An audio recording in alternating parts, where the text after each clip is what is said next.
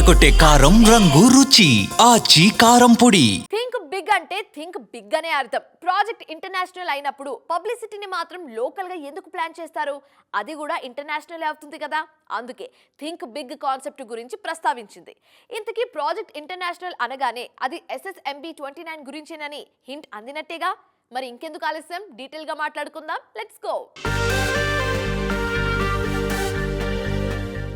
రాజమౌళి పుట్టినరోజు అలా వెళ్ళిందో లేదో SSMB 29 గురించి అప్డేట్స్ ఇలా వినిపించేస్తున్నాయి.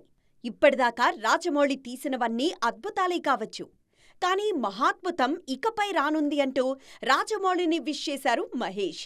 అప్పటినుంచి ఆ మహాద్భుతం ఏంటా అని ఇష్టంగా ఎదురుచూస్తున్నారు ఆడియన్స్.